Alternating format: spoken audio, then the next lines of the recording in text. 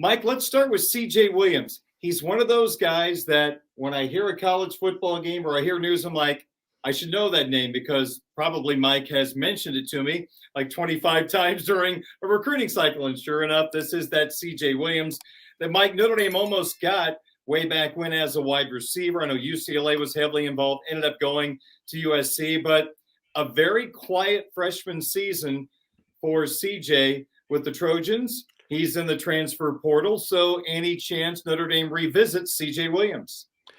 So much to unpack here, Darin. So we'll start off with kind of the big news. He's expected to visit Notre Dame this weekend. So that is a very nice development. Notre Dame already has a graduate transfer receiver committed in Caleb Smith, who will start classes in South Bend next week. He's a 1-year rental, whereas CJ Williams was just a class of 2022 recruit last year, number 118 overall player, number 22 wide receiver, according to the On3 consensus ranking.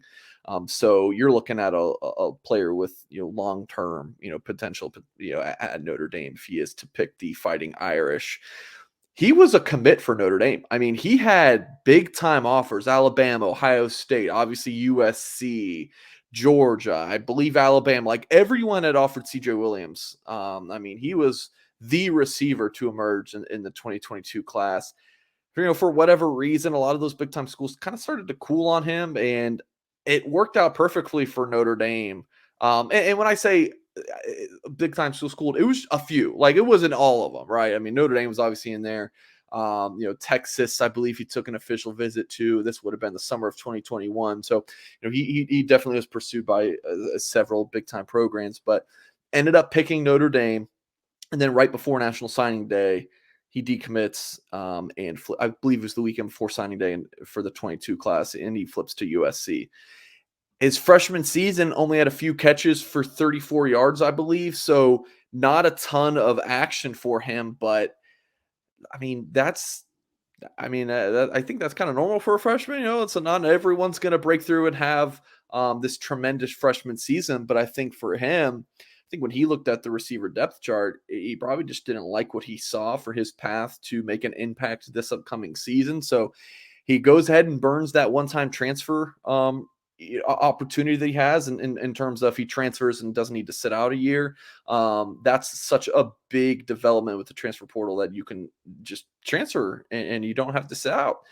So UCLA, as the other local school for him, that's a program that's very much involved here. Interestingly enough, Wisconsin is a big contender here, and Notre Dame should be getting the last visit for him before he ends up picking a school. I mean, school starts here next week and I believe, at least at Notre Dame, I'm sure it's very similar for a lot of other programs. So he's making a decision soon, I'm told.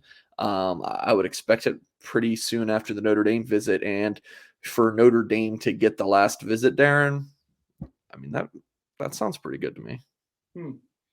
You look at the roster, and Mike, there's some really exciting freshmen coming in. You mentioned Caleb Smith coming from Virginia Tech. You still have Merriweather here, but for a guy like C.J. Williams, it would seem like if he wants to be a part of this Notre Dame family, there's opportunities to be a big part of this 23 offense with a pretty interesting new, likely starting quarterback.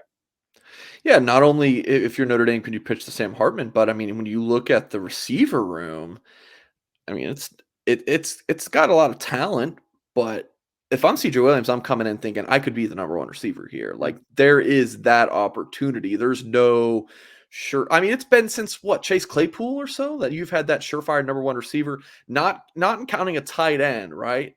Michael Mayer's obviously been that, and Cole Kmet, before him, at that position being so dominant. But, specifically at receiver, it's been about Chase Claypool. I'm talking about the 2019 season. I'm not looking at Ben Skoranek, as fine as he is in the NFL right now. You're not looking at Ben Skoranek's time at Notre Dame being like, man, that was a dude. He was a freak show at Notre Dame. Notre Dame needs a number one receiver, and they can definitely pitch that to Williams. Since we last spoke, Sam Hartman officially picked the Fighting Irish of Notre Dame. Not very often can you bring in a guy with 110 passing touchdowns in his career. Pretty remarkable. Yeah, you're kind of setting me up to go anywhere with this, but yeah, that's the gist, Darin. I mean, What I don't know what else to add. I mean, it's a fantastic get from the transfer portal. I mean, the discussion is more about what it looks like for everyone else. That's where I'm kind of like Hartman is going to be a darn good quarterback in Notre Dame if he stays healthy. He's I mean he's going to light it up. I mean, offensive line should be pretty good next year. The running back room's talented. Got a pretty good receiver room already. He could get even better with C.J. Williams. But the topic for me is more of what does that mean for Tyler Buckner? That is where I'm like, what does he want to do? He's primed and ready to start at Notre Dame. And then you bring in Sam Hartman. So if you're Tyler Buckner, are you thinking, let's battle this thing out? Or are you thinking, screw this, man. Why are they doing this to me? I'm going to go somewhere else. I've got no idea, Darin, but it's going to be interesting to see. Mike, I've had several Notre Dame fans ask me, which is the wrong person when it comes to recruiting, so I'm going to ask you. There's some concern among the people asking the question, what does this mean for future Notre Dame football recruiting at the quarterback position when opposing coaches might say, well, they brought in Jack Cohn and they brought in Sam Hartman. If you go there, you're probably going to get skipped over. Is that a concern at all? If I'm Notre Dame and a recruit says, "Hey, this school is telling me this about you guys," what do you have to say to that?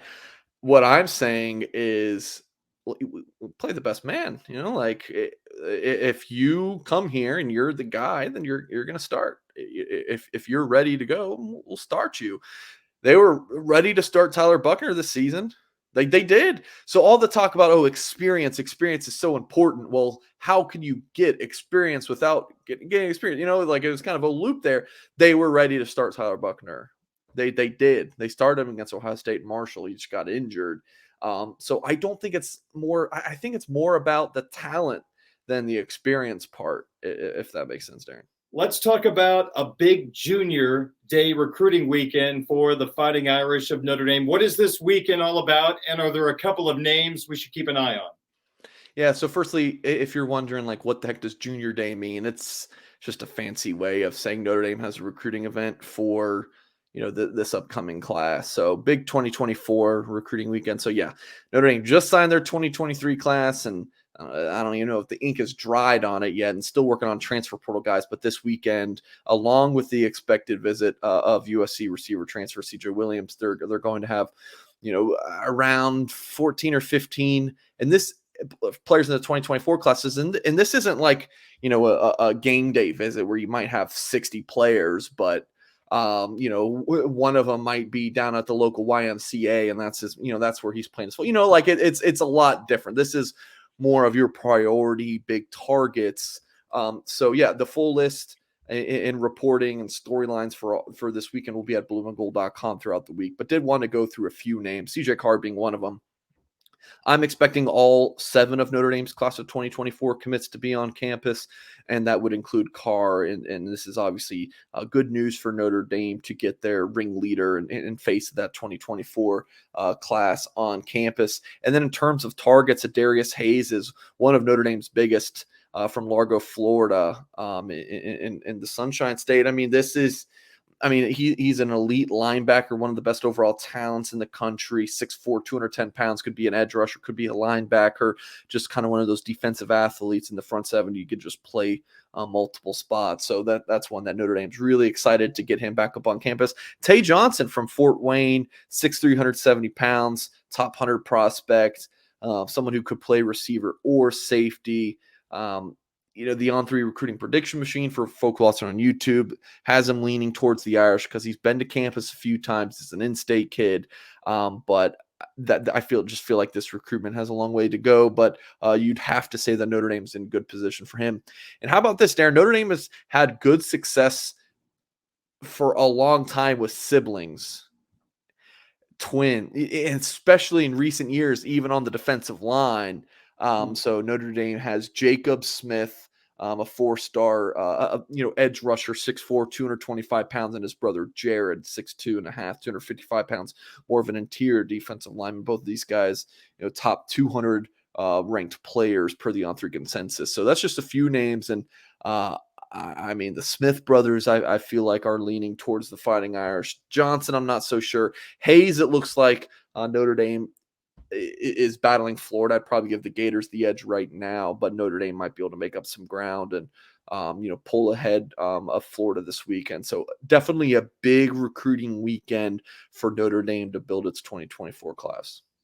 Do the Smith brothers want to play together? Is that a big deal for them? Have you heard? They're gonna play together. Yeah, it's for sure. They're twin brothers. If you look at their offer list, I mean, they're the same schools. I think there might be like one that school that has an offer the other, and they've basically told me that we're not going to that school. Like if they don't offer both of us, so I would say it's pretty safe to assume that they're gonna play together, Darin.